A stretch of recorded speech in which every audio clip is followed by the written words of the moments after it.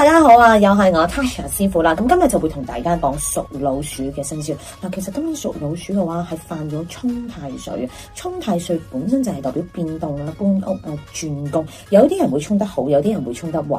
但係今年會有少少極端，因為你哋今年係羊印沖，羊印最驚衝撞，一見衝撞必定見血光、手術、意外，所以今年尤其是比較年紀大少少嘅你咧，今年可能真係都要行嘅，但係你真係可能要做一啲唔好咁激烈嘅運動啦，行慢路啊，呢一啲會比較好啲。即係如果你話要去跑步嘅話，唔建議老人家去做跑步啊或者遠行嘅話都要特別小心，因為意外係冇人會預計得到噶。嗱，另外啦，今年咧嘅桃花咧都係比較一般般嘅，因為好容易多嗌殺。每逢衝呢一個關口年啦，係代表好容易會分手，即係你哋已經成日之前嗌交話要分手啦咁樣。喂，今年唔好，真係要停一停，忍一忍先，因為咧今年佢真係可能你嗌分手，咁好啦，另外一半就會走噶啦。嗱，另外咧，如果你想你個運好啲嘅話，不妨去多啲嘅喜宴啊，或者百日宴啊，總之沾多啲人哋嘅喜事，會令你哋衝嗰度力。我希望你哋會衝得好，